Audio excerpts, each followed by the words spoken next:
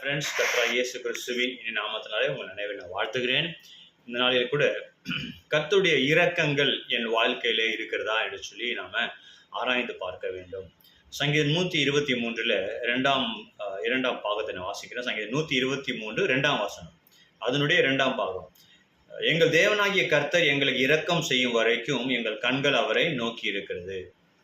இந்த வசனம் இப்படி ஆரம்பிக்கிறது. இதோ வேலைக்காரனுடைய கண்கள் எஜமானின் கையை நோக்கி இருக்கிறது போல அப்படின்னு வசனம் ஆரம்பிக்கிறது. இந்த 2ஆம் பாகத்தை நான் வாசிச்சேன். சங்கீதம் 123 2ஆம் வசனத்தின் 2ஆம் பாகம்.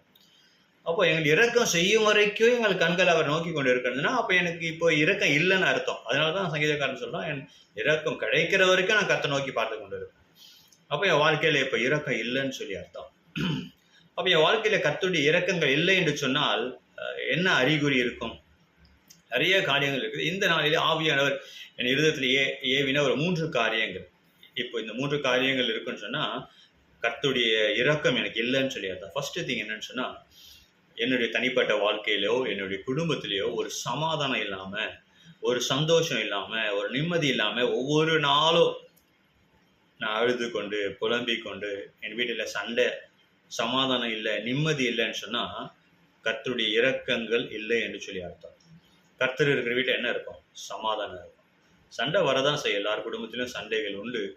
ஆனா ஒவ்வொரு நாளும் சண்டை, ஒவ்வொரு நாளும் அழுக, வாழ்க்கையில சமாதானமே இல்லை, சந்தோஷமே இல்லை, வீட்டுக்குள்ள நிம்மதியே இல்லைன்னு சொன்னா கர்த்தருடைய இரக்கங்கள் உங்களுக்கு இல்லைன்னு சொல்லி அர்த்தம். 2ஆவதாக, நீங்க பாட்டு ஜெபம் பண்ணிட்டே இருக்கிறீங்க, அநேக மாதங்களாக அநேக ஆண்டுகளாக ஜெபம் பண்ணிட்டே இருக்கீங்க, ஆனா எந்த ஜெபத்துக்கும் பதிலே வரல. சில காரியங்கள் கர்த்தர் காத்திருக்கணும். வசனம் சொல்லுகிறது, நம்ம வேதத்துல நிறைய இடத்துல நம்ம காத்திருக்கணும்னு சொல்லி இருக்குது. ஆனா ஒரு காரியத்துல கூட எனக்கு பதிலே வரல.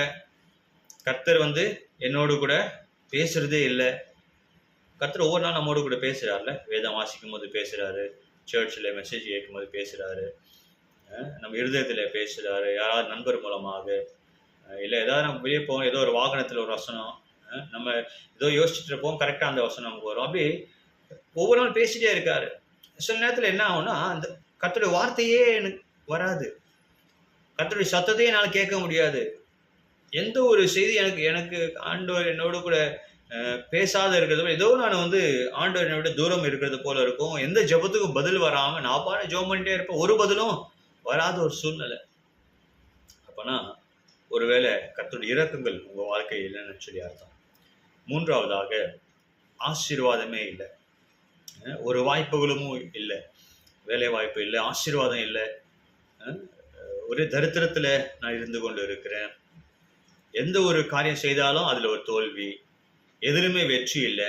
நான் முயற்சி பண்ணுகிற எல்லாமே தோல்வியா முடியுது. ஒரு ஆசீர்வாதமும் இல்லை, ஒரு நன்மையும் இல்லை. நான் கஷ்டப்பட்டு உழைக்கிறேன், ஆனா இந்த கையில வருமானம் வர்றது மாதிரி இருக்குது, வர்றதுதான் தெரியுது, அதுக்கப்புறம் அது எங்க போகுதுன்னு சொல்லி தெரியல. ஒரு ஆசீர்வாதமே இல்லை. ஆசீர்வாதம் என்று சொன்னால் வெறுமனே நான் பணத்தை மாத்தணும் சொல்லலை, வெறுமன பொருளாதாரத்தை மாத்தணும் சொல்லலை. ஆசீர்வாதம் என்று சொன்னால் எல்லாமே, ஒரு சமாதானம், பரிசுத்தம், சந்தோஷம், ஆரோக்கியம், எல்லாமே சேர்ந்ததுதான் ஆசீர்வாதம். அதுல பணம் மிக முக்கியமான காரியம். பணம் இல்லைன்னா கூட ஒரு வருமானம், எப்பவுமே வறுமை, எப்பவுமே குறைவு, எப்பவுமே நான் பூஜ்யமா இருக்கேன்னு சொன்னா கர்த்தருடைய இரக்கங்கள் உங்க வாழ்க்கையில் இல்லைன்னு சொல்லி அர்த்தம். போராட்டங்கள் உண்டு, கர்த்தருடைய பிள்ளைகளுக்கு சில நேரத்துல குறைவுகள் வருவது உண்டு. ஆனா எப்பவுமே வாழ்க்கையில நான் பூஜ்யமாவே இருக்கிறேன், ஒரு நன்மையும் இல்லை. சில நேரத்துல நம்ம ஞானம் இல்லாம நடந்து கொள்றோம், அது வேற. இப்ப கர்த்தர் ஆசீர்வாதத்தை கொடுப்பாரு, ஒரு 10,000 20,000 வருது, அதை நான் ஊதாரித்தனமா நான் செலவு பண்ணிட்டு நான் எனக்கு கர்த்தர் இரக்கங்கள் இல்லைன்னு சொல்ல முடியாது. கர்த்தர் ஆசீர்வதிக்கிறாரு, ஆனா அது எப்படி நான் நான் ஞானமா அதை நான் பயன்படுத்தணும், அதுவும் இருக்குது. ஸோ நம்ம வெறுமனே கர்த்தர் இரக்கங்கள் இல்லை, கர்த்தர் இரக்கம் சிலருக்கு இருக்கும், ஆனா அவங்க ஞானம் இல்லைன்னு அது வேற. ஆனா அந்த 10,000 கூட வராது, அந்த நன்மை கூட வராது. பூஜ்யமாவே பல ஆண்டுகள் அப்படியே தரித்திரத்திலே இருந்து கொண்டு இருக்கிறேன், ஒரு வாய்ப்புகளும் இல்லை, ஒரு ஆசீர்வாதம் இல்லைன்னு சொன்னா கர்த்தருடைய இரக்கங்கள் வாழ்க்கை இல்லைன்னு சொல்லி அர்த்தம். இது 3 அறிகுறிகள். இன்னும் நிறைய காரியங்கள் இருக்குது. அப்போ கர்த்தருடைய இரக்கங்கள் இல்லைன்னு சொன்னா முதல்ல அந்த உணர்வு வரணும் எனக்கு. சில நேரத்தில் நம்ம நான் இப்படிப்பட்ட போராட்டத்தில் இருக்கிறேன் என்கிற அந்த உணர்வே இல்லாம இருக்கக்கூடாது. அந்த உணர்வு வரணும், கர்த்தருடைய இரக்கங்கள் இல்லை, அப்படின்ற உணர்வு எனக்கு வரணும். அப்பதான் நான் கர்த்தரை கேட்பேன், ஆண்டவரே எனக்கு இரக்கத்தை கொடுங்கப்பான்னு சொல்லி. இங்க சங்கீதக்காரன் சொல்ல, அவர் இரக்கம் செய்யும் வரைக்கும் என்னுடைய கண்களை அவர் நோக்கி பார்த்துக்கணும். அப்போ இந்த நாளிலே நம்ம எதற்காக நம்ம ஜெபிக்க போறோம்? ஆண்டு இரக்கங்களுக்காக ஜெபிக்க போறோம். ஆண்டவரே என் மேல் மனம் இறங்கும். யாக்கோபு சொன்னா, நீர் என்னை ஆசீர்வதித்தால் ஒழிய உம்மை நான் போக விட மாட்டேன்னு சொல்லி. அப்ப கர்த்தருடைய பிள்ளைகள் ஆசீர்வாதமா இருக்க வேண்டும் என்பதுதான் ஆண்டவருடைய சித்தம், ஆண்டவருடைய நோக்கம். அப்போ நம்ம கேட்கணும். ஒருவேளை நம்ம ஜெபிக்கிறோம், இது ஒருவேளை நம்ம இதுக்கு இந்த இரக்கம் பெறுவதற்காக நம்ம ஜெபிக்கணும், வேதத்தை வாசிக்கணும், உபவாசிக்கணும், என்ன பண்ண முடியுமோ நீங்க பண்ணுங்க. ஆண்டு இரக்கத்தை பெற்று, ஆண்டு இரக்கம் இருக்கும் பொழுது, ஆண்டவருடைய அந்த மர்சி இரக்கம் இருக்கும் பொழுது உங்கள் குடும்பத்துல ஒரு சமாதானம், சந்தோஷம் இருக்கும். உங்கள் ஜெபங்களுக்கு பதில் கிடைக்கும். உங்க வாழ்க்கையில ஆசீர்வாதங்கள் வரும். நீங்கள் செய்கிற காலத்துல ஒரு ஜெயத்தை கர்த்தர் கொடுப்பார். நன்மைகளும் கிருபைகளும் உங்களை தொடரும். அப்ப இந்த நாள்ல இரக்கத்துக்காக கேளுங்க. ஆண்டவரே, நீர் என் மேல் இரக்கம் பாராட்ட வேண்டும். I need your mercy. எனக்கு உங்களுடைய இரக்கம் தேவை ஆண்டவரே என்று சொல்லி நம்ம கேட்க போகிறோம். ஆண்டவர் இரக்கம் உங்கள் மேல வரும் பொழுது உங்களுடைய சூழ்நிலை எல்லாம் மாறும். ஜெபம் பண்ணலாமா? அப்படியே கண்களை மூடி தலைகளை தாழ்த்தி நம்ம ஜெபம் பண்ணுவோம். ஆண்டவரே, இந்த நாளில் கூட வேத வசனம் தியானித்தோம். உங்களுடைய இரக்கங்களுக்காக நான் ஜெபிக்கிறோம். வசனம் சொல்லுகிறது, அவர் எங்களுக்கு இரக்கம் செய்யும் வரைக்கும் எங்கள் கண்கள் அவர் நோக்கி பார்த்து கொண்டு இருக்கும் என்று. இப்பொழுதும் கூட அப்பா உண்மை நோக்கி பார்க்கிறோம். அப்பா உங்களுடைய இரக்கங்களுக்காக நான் ஜெபிக்கிறேன். அப்பா இந்த வீடியோவை பார்க்கிற அன்பு சகோதரி மேல, அன்பு சகோதரி மேல அப்பா சோதரனுடைய இரக்கம் இப்பொழுதே ஆண்டவரே அவங்க மேல உங்களுடைய இரக்கத்தை ஊற்றுங்க அப்பா.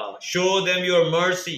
அவங்க குடும்பத்துல இரக்கம் உண்டாகட்டும், வியாபாரத்துல இரக்கம் உண்டாகட்டும், அவனோட வேலையில, அவனோட ஊழியத்துல, அவனோட பொருளாதாரத்துல, அவனோட ஆரோக்கியத்துல எல்லாவற்றில் மேலும் உங்களுடைய இரக்கத்தை நீர் ஊற்றும்படியாக ஜெபிக்கிறப்பா. மனம் இறங்கி நீ அற்புதம் செய்யுங்கப்பா. எங்கள் கண்கள் உண்மையே நோக்கி பார்த்து கொண்டு இருக்கிறது, உங்களுடைய கரத்தையே நோக்கி பார்த்து கொண்டு இருக்கிறது. எங்களுக்கு உதவி உங்களுடைய கரத்திலிருந்து வருகிறது ஆண்டவரே. உங்களுடைய பிள்ளைகளை ஆசீர்வதிங்க. உங்களுடைய கிருபையினால் நிரப்புங்கப்பா, நன்மையினால் நிரப்புங்க, செழிப்பினால் நிரப்புங்க, ஆரோக்கியத்தினால் நிரப்புங்கப்பா. உங்களுடைய இரக்கத்தினால் நிரப்பும்படியா நான் ஜெபிக்கிறேன்ப்பா. தடைகள் எல்லாம் விலகட்டும் இயேசுவின் நாமத்தினாலே. பாவங்கள் விலகட்டும், சாபங்கள் விலகட்டும். ஸ்தோத்திரிக்கிறோம். ஆசீர்வாதமான கரம் பிள்ளைகள் மேல் இறங்கும்படியா நான் ஜெபிக்கிறேன். எப்படியே செய்து விட்டதுக்காக நன்றி நன்றி நன்றி. இயேசு கிறிஸ்துவின் ஜெபம் கேளும் ஜீவன் நல்ல பிதாவே, ஆமென். Okay friends, God bless you.